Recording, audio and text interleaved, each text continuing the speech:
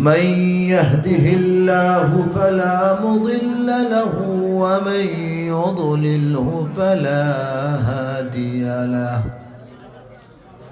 ونشهد أن لا إله إلا الله وحده لا شريك له ونشهد أن سيدنا ونبينا وحبيبنا وسندنا ومولانا محمدا عبده ورسوله صلى الله تعالى عليه وعلى آله وأصحابه وبارك وسلم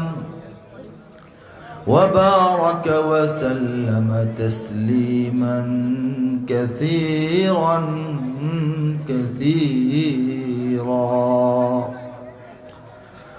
أما بعد فأعوذ بالله من الشيطان الرجيم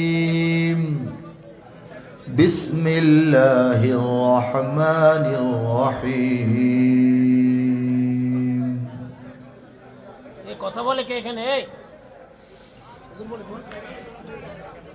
ومكروا ومكر الله والله خير الماكرين صدق الله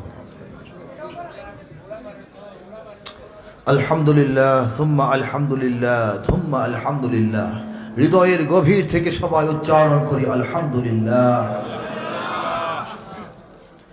আল্লাহ রব্বুল আলামিন আজকের এই মাহফিলে আমাদেরকে আসার বসার জন্যে দীর্ঘ হায়াত দান করেছেন, সুস্থতা দান করেছেন, অবসর দিয়েছেন, মন মানসিকতা দান করেছেন। বলেন সুবহানাল্লাহ। এই জন্যই বলি আলহামদুলিল্লাহ। অনেকেই গত বছর জীবিত ছিলেন, এবছর জীবিত নাই। অনেকে জীবিত আছেন কিন্তু সুস্থ নাই। অনেকে সুস্থ আছেন কিন্তু আসার মতো সময় করে উঠতে পারেন নাই। অনেকের হায়াত, সুস্থতা, সময় সব থাকা সত্ত্বেও মাহফিলে এসে বসার মন মানসিকতা নাই। ঠিক কিনা বলেন? সেই জায়গায় মহান রব্বুল আলামিন এই শেষ জামানায়, ইমান হারানোর জামানায়, কোরআনকে ছেড়ে দেওয়ার জামানায়, আল্লাহ থেকে দূরে সরে যাওয়ার জামানায়, পথভ্রষ্ট হয়ে যাওয়ার জামানায়, শয়তানের খুলে রাখা শত শত রাস্তায় পা ফেলার যে জামানা, সেই জামানায় আমাদেরকে সব কিছু থেকে রক্ষা করে কোরআনের একটি মজলিসে মাহফিলে বসার তৌফিক দিয়েছেন। আমাদেরকে এখনও তিনি দ্বীনের পথের প্রতীক হিসেবে কবুল করে রেখেছেন। এই জন্য বলি আলহামদুলিল্লাহ, মাশাআল্লাহ।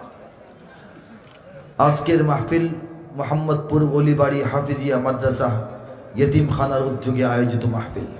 এই মাহফিলের পরম শ্রদ্ধাভাজন সভাপতি, আমন্ত্রিত মেহমানবৃন্দ, মুআজ্জাজ উলামায়ে কেরাম, আজিজ তোলাবা এবং দেশপ্রেমিক, দিন প্রেমিক, আল্লাহ এবং রাসূলের জন্য জীবন কুরবান করতে প্রস্তুত আমার দিনী ভাইয়েরা, তরুণ সমাজ, যুব সমাজ এবং তাওহীদি জনতা, হৃদয়ের গভীর থেকে সবাইকে জানাই অভিনন্দন, মোবারকবাদ। দেখেন, আমরা যারা এখানে এসেছি আমাদের সবার নাম কিন্তু এক নয়, তাই না? আমাদের ঠিকানাও এক নয়।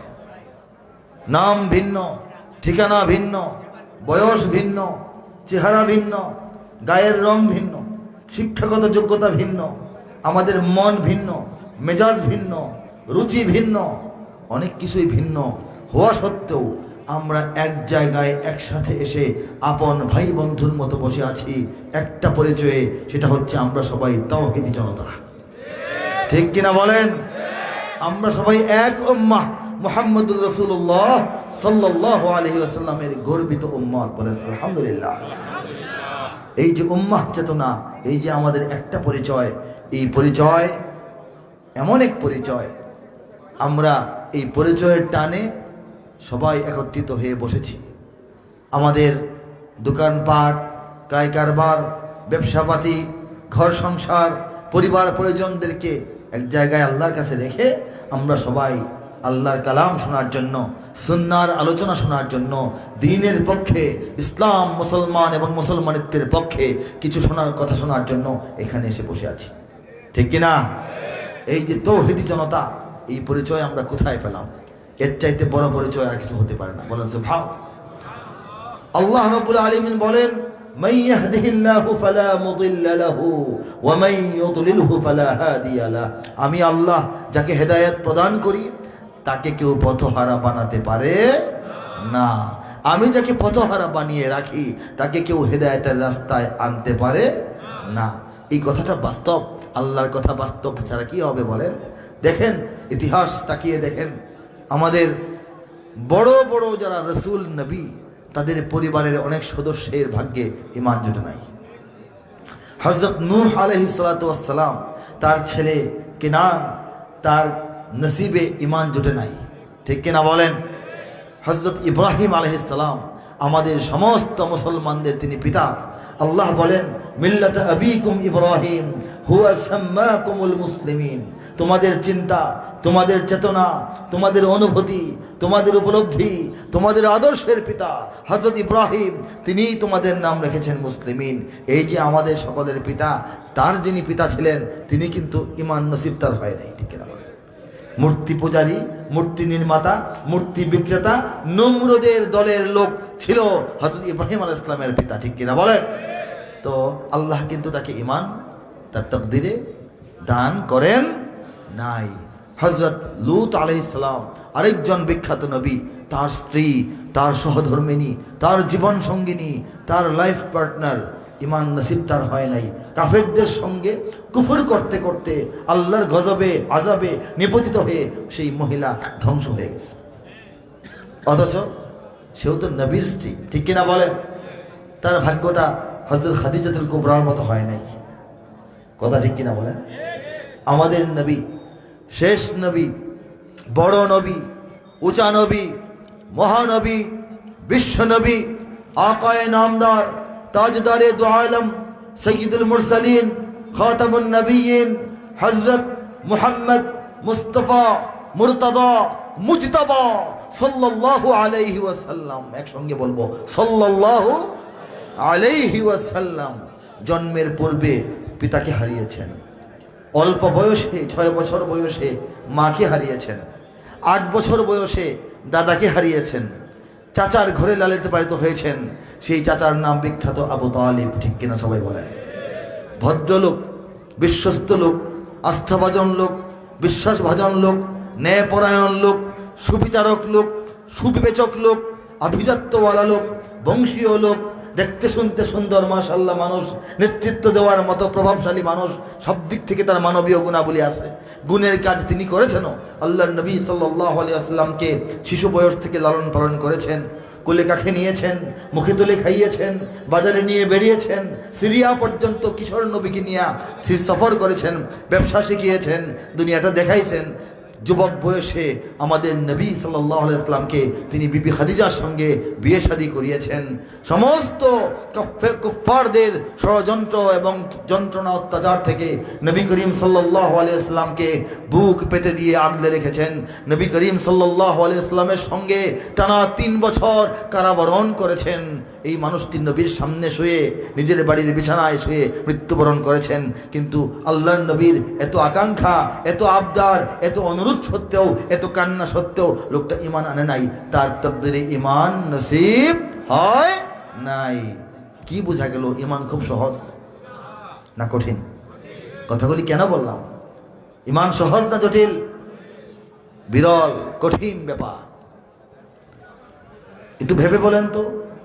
আমাদের নবী সাল্লাল্লাহু আলাইহি ওয়াসাল্লাম হাবিবুল্লাহ, বলেন সুবহানাল্লাহ। ইব্রাহিম আলাইহিস সালাম খলিলুল্লাহ, বলেন সুবহানাল্লাহ। আল্লাহর খলিল এবং আল্লাহর হাবিব, এই দুইজন বিশাল মর্যাদার নবী। তারা তাদের আব্বার জন্য, তাদের চাচার জন্য আল্লাহর কাছে দোয়া করেন নাই? প্রচুর দোয়া করেছেন।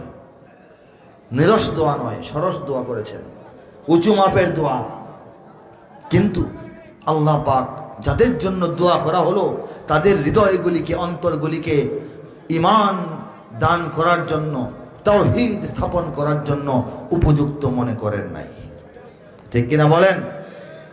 কাজী আল্লাহর ফয়সালা হয় নাই, তারা ঈমান নসিব হয় নাই।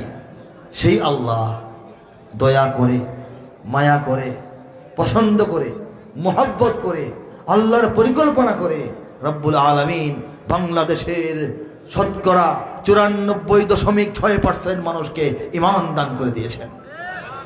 এই আনন্দে বুকটা ভরে আমরা সবাই বলি আলহামদুলিল্লাহ। এটা বিস্ময়কর ঘটনা।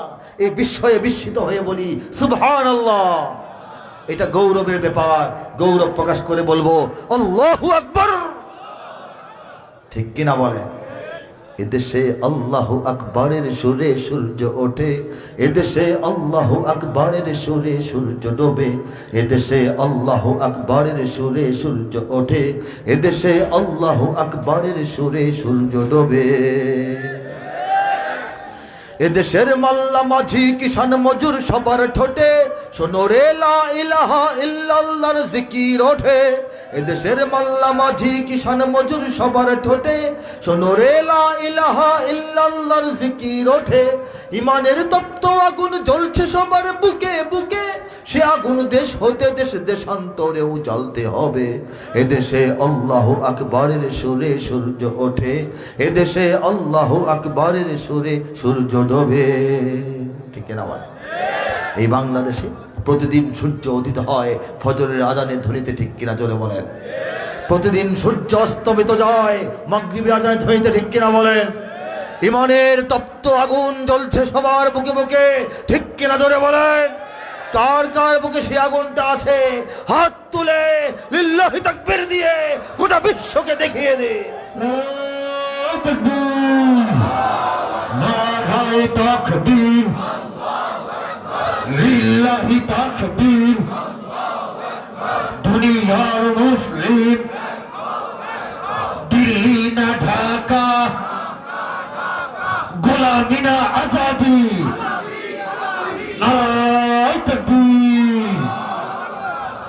ঈমানের তপ্ত আগুন জ্বলছে সবার বুকে বুকে। কথা যেমন সত্য, আরেকটি সত্য কথা হচ্ছে সে আগুন দেশ হতে দেশ দেশান্তরেও জ্বালতে হবে। এই যে বাংলাদেশের মুসলমানদের প্রত্যয়, এই যে ঘোষণা, এই যে অঙ্গীকার, এই সামনে এর ভয়ে, এর আতঙ্কে আজকে দিল্লি থরথর করে কাঁপছে, আজকে ওয়াশিংটন থরথর করে কাঁপছে, তেল আবিব থরথর করে কাঁপছে, বেইজিং এর মাথা খারাপ হয়ে গেছে। ঠিক কিনা বলেন? এত সোজা নয়। পৃথিবীতে 200 কোটি মুসলমান, এর 10%, 10 ভাগের 1 ভাগ মুসলমান, তাদের বসতি এই বাংলাদেশে। বলে সুবহানাল্লাহ। অনেক বড় মর্যাদা আল্লাহ পাক এই জমিনকে দিয়েছেন। নবীদের পরিবারের সদস্যরা, নবীদের আপনজনেরা যে ঈমান পায় নাই, সেই ঈমান এই দেশের মানুষকে বিনা খরচে, বিনা চেষ্টায়, বিনা কান্নায়, বিনা কষ্টে, বিনা কারণে, বলবো না, আল্লাহ পাক দান করেছেন। কারণ তো আছে। ঠিক না? কারণ বলতে বুঝাইছি যে আমাদের কোনো চেষ্টা ছিল না। আমরা মুমিন। এখন দিন রক্ষার জন্য, শরীয়তের বিধিবিধান রক্ষার জন্য, কোরআনের হেফাজত করার জন্য, আল্লাহ রাসূলের সম্মান রক্ষার জন্য আমরা আন্দোলন করি, সংগ্রাম করি, মিছিল করি, বিপ্লব করি, অভ্যুত্থান ঘটাই, জেলে যাই, শাহাদাত বরণ করি। সেটা হচ্ছে পরের কথা। কিন্তু ইমানদার হওয়ার জন্য বাংলাদেশের এই মানুষ অতীত ইতিহাস দেখেন, খুব বেশি খরচ করতে হয় নাই, চেষ্টা করতে হয় নাই, হযরত বিলালের মতো মার খাইতে হয় নাই, দেশ ছেড়ে বিদেশে হিজরত করতে হয় নাই। ঈমান কে দিয়েছেন? কে দিয়েছে? এদেশের পথে ঘাটে, এদেশের বাজার হাটে,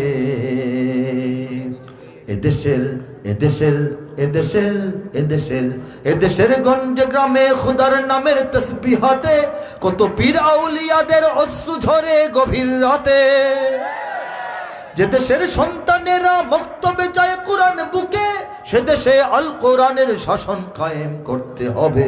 এদেশে আল্লাহু আকবারের সুরে সূর্য ওঠে, এদেশে আল্লাহু আকবারের সুরে সূর্য ডোবে। ঠিক না? এদেশের জলে স্থলে, এদেশের ফুল ফসলে, এদেশের এদেশের এদেশের এদেশের এদেশের সবুজ মাটি, সবুজ ঘাসে, সবুজ বনে, মদিনার সবুজ মিনার ঝলসে ওঠে দুই নয়নে। এদেশের শিকড় তো নয় দিল্লিতে বা ওয়াশিংটনে, এদেশের শিকড় জানি ছড়িয়ে আছে দূর আরবে। এদেশে আল্লাহু আকবরের সুরে সূর্য ওঠে, এদেশে আল্লাহু আকবরের সুরে সূর্য ডোবে। এদেশে আল্লাহু আকবরের সুরে সূর্য ওঠে, এদেশে আল্লাহু আকবরের সুরে সূর্য ডোবে। এদেশের শিকড় দিল্লিতে নয়। কথা ঠিক কিনা জোরে বলে? দিল্লিকে এই কথাটা আমরা মোটামুটি বুঝিয়ে দিতে পেরেছি। এদেশের শিকড় ওয়াশিংটনেও নয়। প্রয়োজন হলে তাদেরকে বোঝাবো। কারা তৈরি আছেন বলেন? লিল্লাহি তাকবীর, লিল্লাহি তাকবীর। শুরুতে যে কারণটা বলেছি, রব্বুল আলামিন তার বিশেষ ফয়সালায়, তার তাকওয়িনী ব্যবস্থাপনায়, তার কুদরতি আয়োজনের মাধ্যমে এই বাংলার জমিনকে ইসলামের জমিন বানিয়েছেন। এই ভারতবর্ষ মুসলমানরা শাসন করেছে শত শত বছর, 500 বছর শাসন করেছে শুধু মুঘলরাই। এর আগেও অনেক শাসক ছিলেন যারা মুসলিম ছিলেন। এই শত শত বছরের শাসনে ভারতবর্ষে কিন্তু হিন্দুদের চাইতে মুসলমানদের সংখ্যা বৃদ্ধি পায় নাই। ঠিক কিনা বলেন? সেই ভারতেরই একটা ঘেরাওয়ের ভিতরে এই অবস্থিত বাংলাদেশ, এই পোকামাকড়ের দেশ, এই বন জঙ্গলের দেশ, এই পশু পাখির দেশ, এই অশিক্ষিত বেশিরভাগ মানুষের দেশ, বেশিরভাগ দরিদ্র মানুষের দেশ। এই যে একটা দেশ, এই দেশটা আল্লাহর কাছে এত প্রিয় যে এখানে মুসলমানদের সাইলাম। ঠিক কিনা?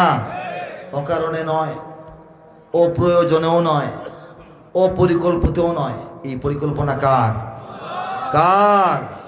ওয়ামাকারু ওয়ামাকারাল্লাহ ওয়াল্লাহু খায়রুল মাকিরিন। আমি তেলাওয়াত করেছিলাম, আল্লাহ বলেন আমার দুশমনরা, আমার নবীর দুশমনরা, আমার দ্বীনের দুশমনরা, আমার ইসলাম ও মুসলমানদের দুশমনরা সব সময় ষড়যন্ত্র এবং চক্রান্ত করতেই থাকে। ওয়ামাকারাল্লাহ, আর তোমাদের আল্লাহ আমিও আমার পরিকল্পনা সঠিকভাবে ধার্য করে রাখি, ঠিকঠাক করে রাখি। আল্লাহু খায়রুল মাকিরিন, আর আমি আল্লাহই সর্বোত্তম, সর্বশ্রেষ্ঠ, সর্বোচ্চ পরিকল্পনাবিদ। বলেন সুবহানাল্লাহ। বাংলাদেশ চলবে কার পরিকল্পনায়? চলতেছে কার পরিকল্পনায়? যা দেখতেছেন সব আল্লাহর জানার বাইরে নয়। আল্লাহ জানেন এই দেশকে কিভাবে ইসলামের পথে এগিয়ে নিয়ে যাবেন, সেভাবেই নিয়ে যাচ্ছেন। বলেন সুবহানাল্লাহ। ঠিক কিনা?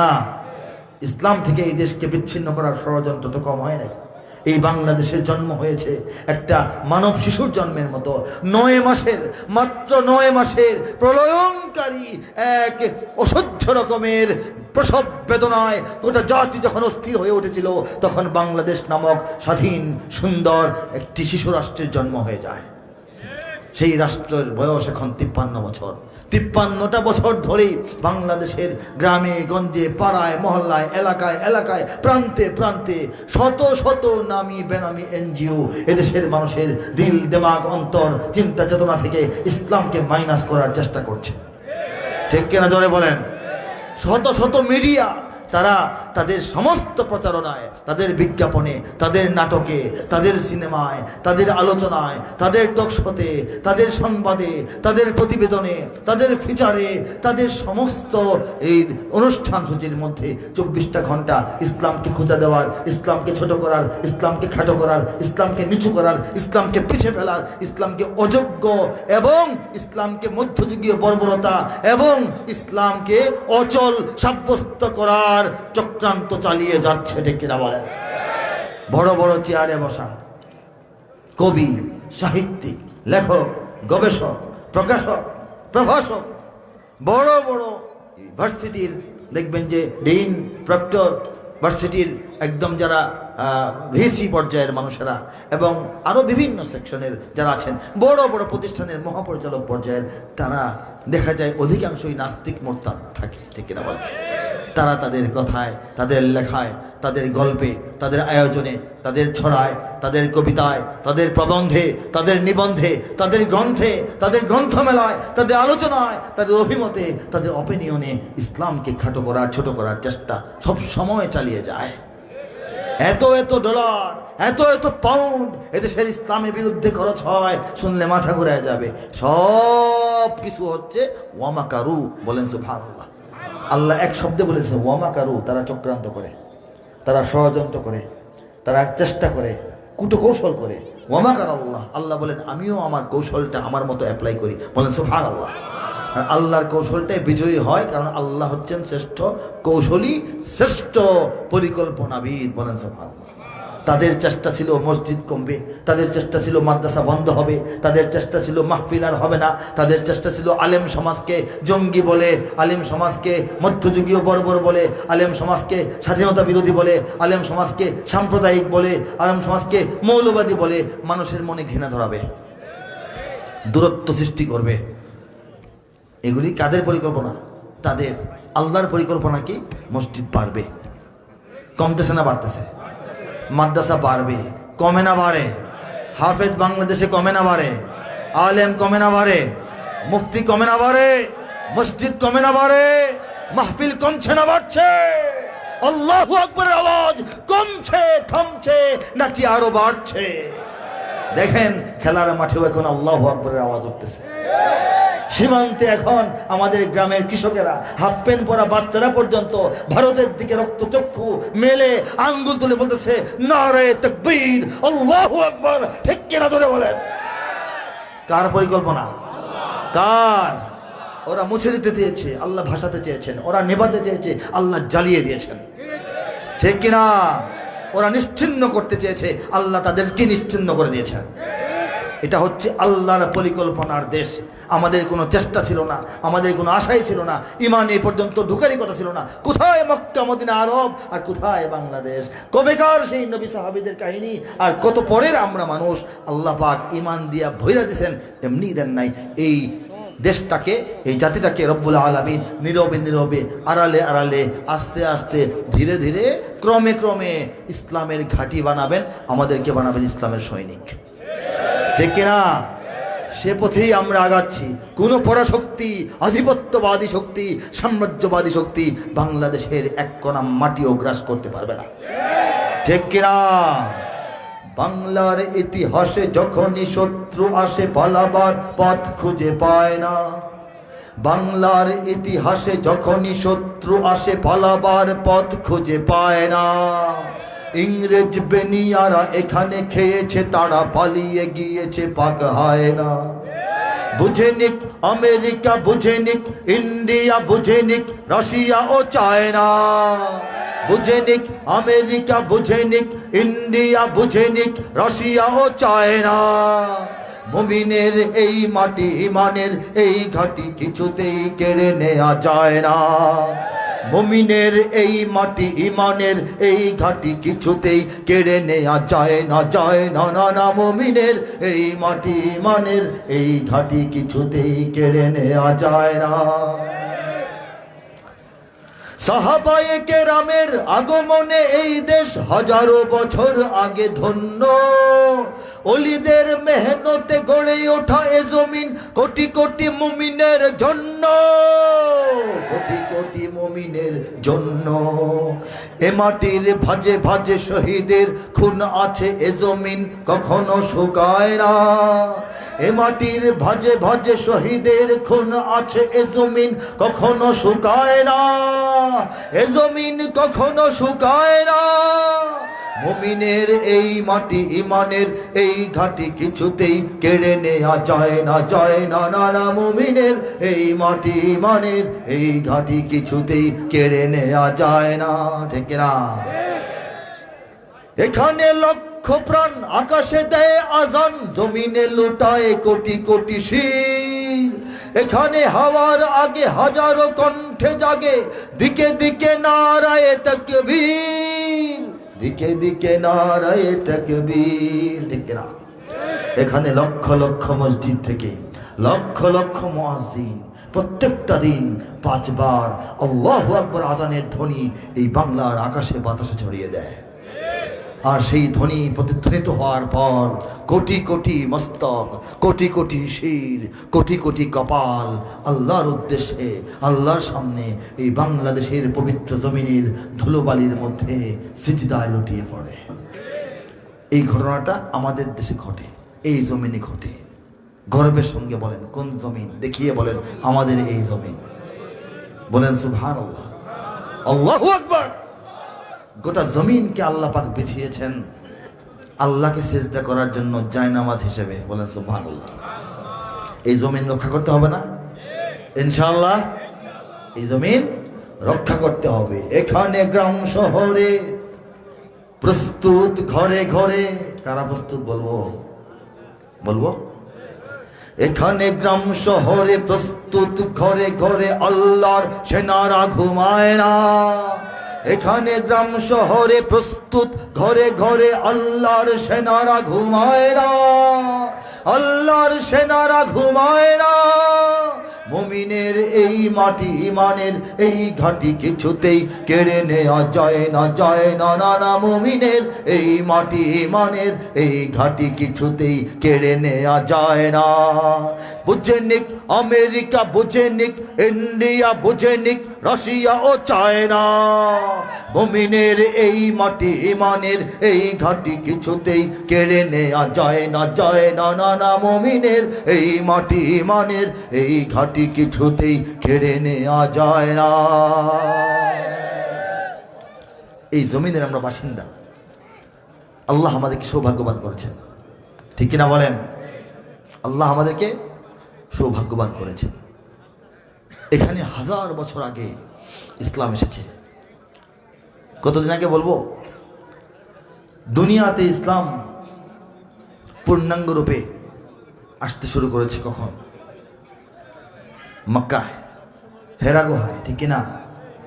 আস্তে আস্তে আস্তে আস্তে যখন কমপ্লিট হলো তখন আল্লাহ পাক শেষ বিদায় হজের সময় আল্লাহ রাসূলকে জানিয়ে দিলেন, আল ইয়াউমা আকমালতু লাকুম দীনাকুম ওয়া আতমামতু আলাইকুম নি'মাতি ওয়া রাদিতু লাকুমুল ইসলাম দীনা। দিনকে পরিপূর্ণ করে দিলাম। বলেন সুবহানাল্লাহ। আসতে শুরু করলো কখন? হেরা গুহা থেকে। ইকরা বিসমি রাব্বিকাল্লাযী খালাক, খালাকাল ইনসানা মিন আলাক। এই আয়াতগুলির মাধ্যমে, ঠিক না? ধরুন ইসলাম এসেছে হেরা গুহায় নবীজির নবুয়ত প্রকাশের মাধ্যমে, তাই তো? দুনিয়াতে ইসলাম এসেছে যত বছর আগে, দুনিয়াতে ইসলামের বয়স যতদিন, বাংলাদেশে ইসলামের বয়স এর থেকে মাত্র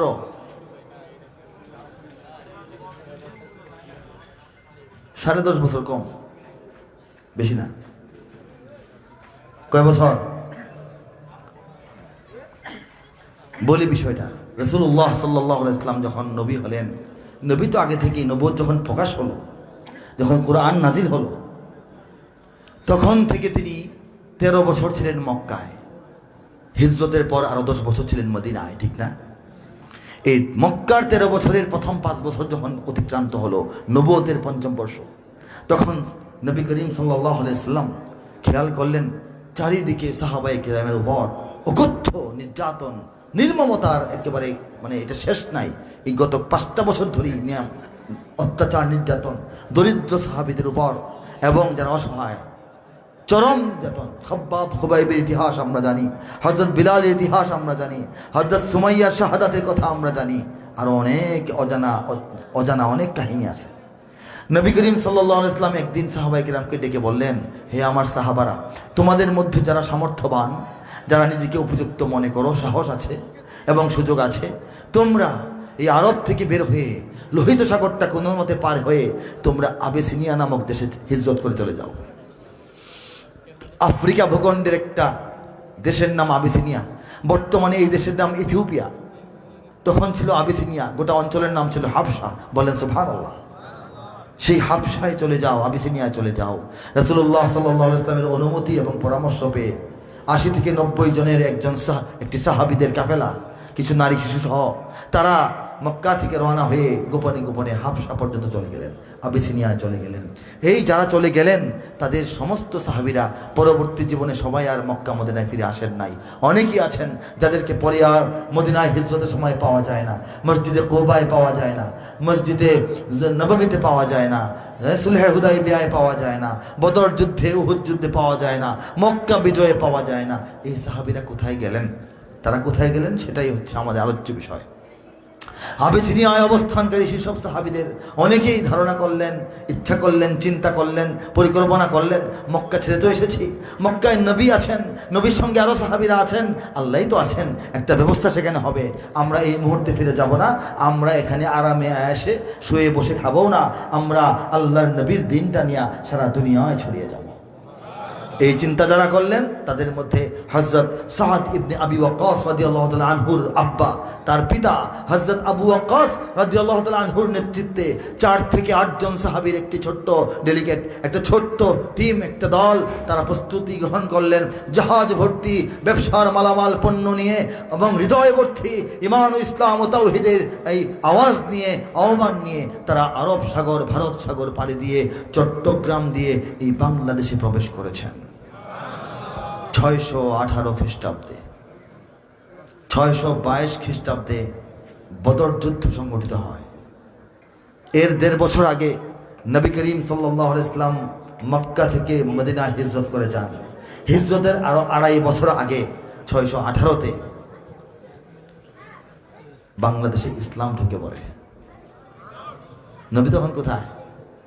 নবীজি তখন কোথায়? মক্কায়। বলেন সুবহানাল্লাহ। নবীজি তখনও আসমানের নিচে, জমিনের উপরে জিন্দা মানুষের ভিড়ে। মদিনায় তখনও যান নাই। মদিনাওয়ালারা আসা যাওয়া করতেছে, ইয়া রাসূলুল্লাহ চলে আসেন আমাদের কাছে, আমরা অপেক্ষায় আছি। নবীজি বলতেছেন, হ্যাঁ আল্লাহর অনুমতি পেলে আমি যাব। ঠিক আছে, তোমরা যাও, প্রস্তুতি গ্রহণ করো, আমার সাহাবীদেরকে দিয়ে দিলাম, নিয়ে যাও, তারা শিক্ষকতা করবে, দিন শিখাবে, শরীয়তের পরিবেশ হবে, তারপর আমি আসব। এই আলাপ সালাপ বায়াতে আকাবায়ে উলা, আকাবায়ে সানি যখন চলতেছে, সেই সময়টার মধ্যে নবী মক্কায় আর ইসলাম বাংলায়। বলেন সুবহানাল্লাহ। তখনও মদিনার সাহাবীরা নবীকে পান নাই, তখনও মদিনার খেজুর তলায় বসে নবীজি খেজুর মুখে দেন নাই, তখনও তলাল বাদ্দু আলাইনা সঙ্গীতটি গাওয়া হয় নাই, তখনও মসজিদে কুবা নির্মাণ হয় নাই, তখনও মসজিদে নববীর জায়গায় নির্ধারণ হয় নাই, বদর যুদ্ধ তো আরও পরে। তখনই বাংলার জমিনে সাহাবায়ে কেরামের হাতে দাওয়াত ও তাবলীগের মাধ্যমে ইসলামের আহ্বান, ইসলামের প্রচার কার্য শুরু হয়ে গেছে। বলেছে বাংলাদেশে কি টুকা মারলেই ইসলাম কাত হয়ে পড়ে যাবে? ধাক্কা দিলেই সরে যাবে? ফু মারলেই উড়ে যাবে? এই ইসলাম বহুত মজবুত ইসলাম, অত্যন্ত সুগভীরে প্রথিত এই ইসলামের শিকড়। ঠিক কিনা বলেন? তাই না? কাজেই আমাদের ভয় এবং আতঙ্কের কিছু নাই। আমাদের শুধু দায়িত্বগুলি পালন করতে হবে। আল্লাহ পাক আমাদেরকে এখানে দিয়েছেন অকারণে নয়। আমাদের দায়িত্ব সজাগ থাকা, আমাদের দায়িত্ব সত্যিকার তাওহীদের উপর কায়েম থাকা, আমাদের দায়িত্ব ইসলামের পথে আমাদের সন্তানদেরকে, আমাদের নতুন প্রজন্মকে পরিচালিত করা, আমাদের দায়িত্ব উম্মতের ওলামায়ে কেরামের সঙ্গে সুসম্পর্ক এবং ঘনিষ্ঠতা রক্ষা করে চলা, আমাদের দায়িত্ব আল্লাহর জমিনটাতে আল্লাহর বিধান কায়েমের সর্বোচ্চ চেষ্টা করা, আমাদের দায়িত্ব অন্য সকল শক্তিকে দূরে ছড়ে দিয়ে ইসলামী শক্তিকে এগিয়ে নিয়ে যাওয়ার চেষ্টা করা, আমাদের দায়িত্ব সারা দুনিয়ার মুসলমানদের সঙ্গে একটা সম্পর্ক বজায় রাখা, আমাদের দায়িত্ব সারা দুনিয়ার মুসলিমদের পক্ষ নিয়ে জালিমের বিরুদ্ধে, বাতিলের বিরুদ্ধে নারে তাকবীর বলে দাঁড়িয়ে যাওয়া। ঠিক কিনা বলে? সেই পথে আগানোর জন্য কারা তৈরি আছি? বলে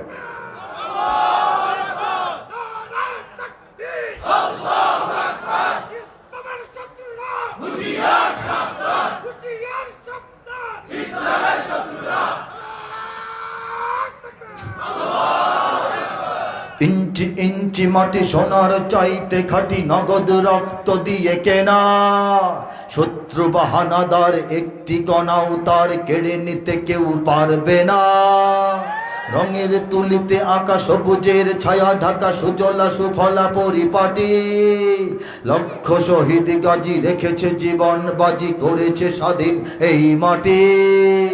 বাংলাদেশ আমার, বাংলাদেশ তোমার, বাংলাদেশ সবার প্রাণ, ধন্য ধন্য আমি সবার চাইতে দামি বাংলা মাটির সন্তান। বাংলাদেশ আমার বাংলাদেশ তোমার বাংলাদেশ খোদার দান। সোনার জন্মভূমি তোমার জন্যে আমি জীবন দিয়েছি কোরবান। চারিদিকে দুশ্মন আছে না নাই? চারিদিকে দুশ্মন, ভেঙো না মন, সাহস জমিয়ে রাখো বুকে।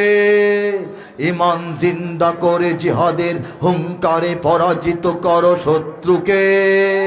চারিদিকে গদ্দার ভিনদেশি তাবেদার, সজাগ দৃষ্টি রাখো সবে।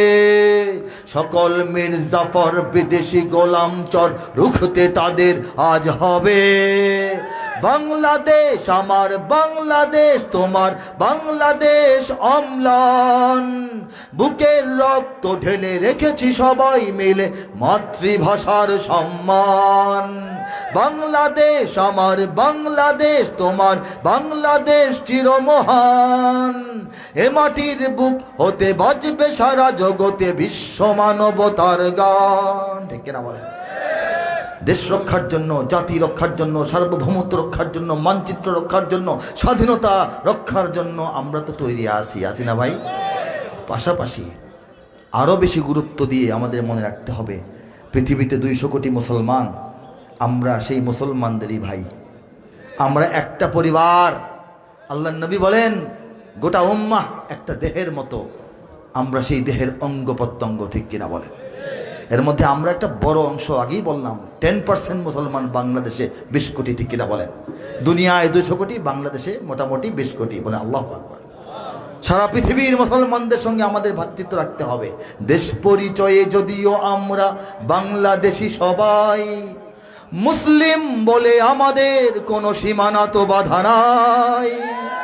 দেশের পরিচয়ে আমরা বাংলাদেশি ঠিক আছে, কিন্তু মুসলিম যখন পরিচয় দেই আমাদের বাড়ি ঘর সীমানা ঠিকানা বাংলাদেশের বেড়ার মধ্যে গিয়ে আটকে যায় না। এটা গোটা বিশ্বে। ঠিক কিনা বলেন? বাধা ভয়হীন মুক্ত স্বাধীন আমরা মুসলমান। যেখানেই আছে একটি মুমিন সেখানে হবে আজান। আল্লাহর দেওয়া ফরমান সে তো আমাদের কুরআন। মুসলিম মোরা মানুষের গড়া, মানি না কোনো বিধান। অত্যাচারীর খোলা তলোয়ার, কোনো হুঁশিয়ারি, কোনো হুঙ্কার, রক্ত চক্ষু ফাঁসির রজ্জু মোরা নাহি ভয় পাই, মোরা নাহি ভয় পাই, মোরা নাহি ভয় পাই। মুসলিম বলে আমাদের কোনো সীমানা তো বাধা নাই। চীন ও আরব হামারা, হিন্দুস্তা হামারা, মুসলিম হো হাম ওতন হ্যাঁ সারা জহাं हमारा। तौहीद की अमानत है सीनों में हमारे, आसान नहीं मिटाना नामो निशा हमारा। बातिल से दबने वाले है आसमान है हम, सो बार कर चुका है तो इम्तिहा हमारा। तौहीद की अमानत है सीनों में हमारे, आसान नहीं मिटाना नामो निशा हमारा। ठीक है ना? তৌহিদের আমানত, একত্ববাদের শক্তি এবং পাওয়ার প্রত্যেকটা মুমিন আমাদের অন্তরে আল্লাহ পাক গেঁথে রেখেছেন। আমাদের নাম নিশানা মিটিয়ে দেওয়ার দেশীয় চিন্তা, আন্তর্জাতিক চিন্তা কখনোই সফল হবে না, লাভ নাই। ঠিক তো? ঠিক তো? হে যুবক, তুমি বাঙালি হও কিংবা ইন্ডিয়ান, কিংবা জার্মান, জাপানি কিংবা চাইনিজ, রাশিয়ান, স্প্যানিশ, ড্যানিশ, ফরাসি কিংবা ব্রিটিশ, আমেরিকান, আরবি, আজমি, ইরানি, তুরানি, তুর্কি বা আফগান, মুসলমান, মুসলমান তুমি তো মুসলমান। ঠিক কিনা বলেন? তুমি সাদা হও কিবা কালো হও, দেখো রক্ত তোমার লাল। সুখী হও কিবা দুঃখী হও, দেখো ঈমান নির্ভেজাল। সাদা হও কিবা কালো হও, দেখো রক্ত তোমার লাল। সুখী হও কিবা দুঃখী হও, দেখো ঈমান নির্ভেজাল। কাছে রও কিবা দূরে রও, তবু কাবায় তোমার ঘর। স্লোগানে তোমার কেঁপে ওঠে আজও পৃথিবীটা থরথর। মৃত্যু তোমায় জানায় সালাম, দূরে থাকে শয়তান। মুসলমান, মুসলমান তুমি তো মুসলমান। এই হচ্ছে আমাদের আন্তর্জাতিক পরিচয়, আমাদের আধ্যাত্মিক পরিচয়, আমাদের মুসলিম জাতীয়তাবাদ। ঠিক কিনা বলেন? আমরা সবাই হচ্ছি ভাষায় বাঙালি। ভাষায় আমরা মানচিত্র যে আমাদের একটা আছে, সেই রাষ্ট্রের পরিচয় আমরা সবাই বাংলাদেশি, ঠিক কিনা বলেন? ভাষায় বাঙালি, মানচিত্রের ঠিকানায় বাংলাদেশি, আর বিশ্বাসের ঠিকানায় আমরা সবাই মুসলমান। বাংলাদেশের মুসলিম, আমি বাঙালি মুসলমান, এটা হচ্ছে আমাদের কমপ্লিট পরিচয়, ঠিক কিনা? এই পরিচয়ের ভিত্তিতে আমাদের প্রস্তুত থাকতে হবে। উত্তর হতে দক্ষিণ মেরু সীমান্ত খুলে দাও, সারা দুনিয়ার মুসলমানের বন্ধন ছেড়ে দাও। এটা হচ্ছে আমাদের কথা, ঠিক কিনা?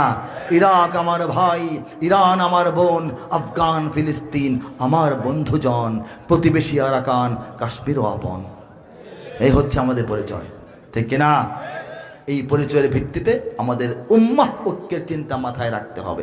বাংলাদেশ বাংলাদেশ বাংলাদেশ কবিতায়, সঙ্গীতে, বক্তৃতায়, আলোচনায়, রিপোর্টে আমরা বলি, লিখি। কেন লিখি?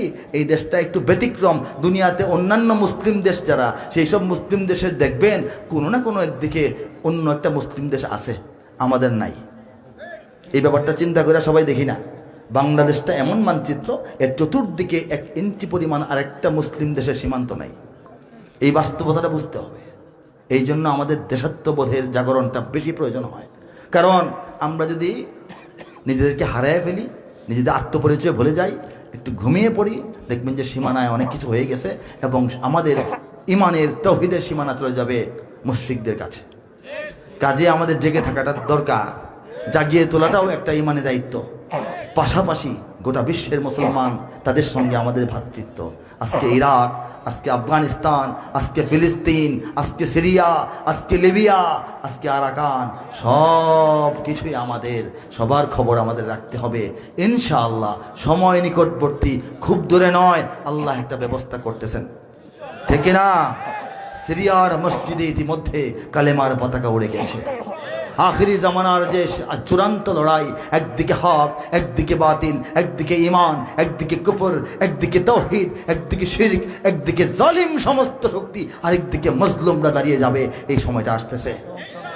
সেই যে কাতার, সেই যে আমাদের কুচকাওয়াজ, সেই কুচকাওয়াজের সম্মুখ সারিতে বাংলাদেশের যুবকদের দাঁড়াতে হবে।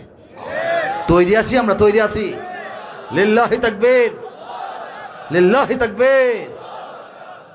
এই মুহূর্তে আমি আল কোরআনের কাব্যানুবাদ থেকে খুব চুম্বক অংশ, খুব চমকপ্রদ একটু জায়গা আপনাদেরকে শোনাবো ইনশাআল্লাহ। আল কোরআনের কাব্যানুবাদ, এটি গ্রন্থ, এটি একটি গ্রন্থ আমার হাতে দেখতে পাচ্ছেন। এটি হচ্ছে কুরআন শরীফের, কুরআন মজিদের, কুরআনুল করিমের শুরু থেকে শেষ পর্যন্ত 6000-এর অধিক আয়াতের কবিতার মাধ্যমে অনুবাদ। বলেন সুবহানাল্লাহ। পৃথিবীতে কোরআন নাজিলের বয়স 1500 বছর হতে চললো, তাই না? কিন্তু কোরআনের বয়স 1500 বছর না, কোরআন অনেক পুরনো। আল্লাহ বলেন, আমি কোনো কিছু সৃষ্টি করারও আরও 50,000 বছর আগে কোরআন প্রস্তুত করে রেখেছি। বাল হুয়া কুরআনুম মাজিদুন ফি লাওহিম মাহফুজ। আল্লাহর আয়াত, বলেন সুবহানাল্লাহ। কিন্তু দুনিয়ায় কোরআন এসেছে, আসতে শুরু করেছে এবং এসেছে 1500 বছর হয়ে গেল। 1500 বছরের কোরআনের ইতিহাসে, 1500 বছরের ইসলামের যে ইতিহাস, এর মধ্যে কোরআনের যে ইতিহাস, এই কোরআনের ইতিহাসে পৃথিবীর অনেক দেশে, অনেক ভাষায় পবিত্র কোরআনুল কারীমের তাফসীর এবং সরল তর্জমা রচিত হয়েছে, বলে সুবহানাল্লাহ। কিন্তু কোরআনের কাব্যানুবাদ একটি বিরল ব্যাপার, জটিল ব্যাপার, কঠিন ব্যাপার, সুদূর পরাহত ব্যাপার, অচিন্তনীয়, অকল্পনীয়, অভাবনীয়, অসম্ভব প্রায় একটা ব্যাপার। এই ব্যাপারটি আল্লাহ না চাইলে অসম্ভবের মতো, আল্লাহ চাইলে খুব সহজ। আল্লাহ চেয়েছেন বলে তার এক নগণ্য বান্দার হাতে পূর্ণ কোরআনের কাব্যিক তর্জমার কাজ করিয়ে নিয়েছেন। কেন এত কঠিন? এটা করতে গেলে কাব্যমান বজায় রাখতে হবে, সাহিত্যমান সঠিক রাখতে হবে, ভাষার মানের দিকে খেয়াল রাখতে হবে, নাহু, সরফ, ফাসাহাত, বালাগাত, আরবি নিয়ম কানুন এবং অলঙ্কার শাস্ত্রের দিকে খেয়াল রাখতে হবে। আল্লাহর কালামের সৌন্দর্য, বড়ত্ব, গুরুত্ব, তাৎপর্য, কি হলো এটা?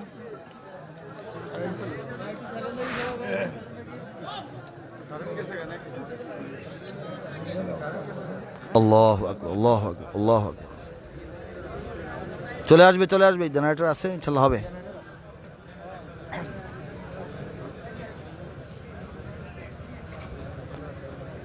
আল্লাহু আকবার, আস্তাগফিরুল্লাহ, আস্তাগফিরুল্লাহ, আলহামদুলিল্লাহ, বলেন আলহামদুলিল্লাহ। যে কথা বলছিলাম, এই আল্লাহর কালামের আরবি আর দুনিয়ার প্রচলিত আরবি ভাষা বরাবর মনে করলে হবে না। আল্লাহর কালামের যে একটা বড়ত্ব, গুরুত্ব, মহত্ব, তাৎপর্য, উচ্চতা, ক্ষমতা, গভীরতা, বিস্তৃতি, আভিজাত্য, লালিত্য, সৌন্দর্য সব বজায় রাখতে হবে। শুরু থেকে শেষ পর্যন্ত ধারাবাহিকতা রক্ষা করতে হবে। প্রত্যেকটা আয়াতের চমৎকার চমৎকার একদম স্বতন্ত্র পরিচ্ছন্ন তর্জমা দাঁড় করাইতে হবে। আর অনেক নিয়ম নীতি কানুন মেনে তারপর সামঞ্জস্য রেখে যদি করা যায় তাহলে কাব্যানুবাদ হবে। আর কবিতা খুব সুন্দর, তর্জমায় গন্ডগোল, তাহলেও হবে না। তর্জমা একেবারে একুরেট, কবিতা মিলল না, তাহলে শুধু অনুবাদ বলা যাবে, কাব্যানুবাদ বলা যাবে না। ঠিক কিনা বলেন? এই জটিল কঠিন কাজটি আল্লাহ পাক করাইছেন। শোনাবো এক পৃষ্ঠা ইনশাল্লাহ, শোনাবো কিনা? আউযু বিল্লাহি মিনাশ শাইতানির রাজীম, বিসমিল্লাহির রহমানির রহিম। কবিতায় অনুবাদ। বিতাড়িত শয়তান থেকে চাই আল্লাহর আশ্রয়, বিতাড়িত শয়তান থেকে চাই আল্লাহর আশ্রয়, আল্লাহর নামে যিনি দয়াবান পরম করুণাময়। সূরা আর রহমান থেকে শেষের পৃষ্ঠাটুকু শোনাচ্ছি। বিসমিল্লাহ। কাআন্নাহুন্না লিয়াকুতু ওয়াল মারজান فبأي آلاء ربكما تكذبان هل جزاء الإحسان إلا الإحسان فبأي آلاء ربكما تكذبان ومن دونهما جنتان فبأي آلاء ربكما تكذبان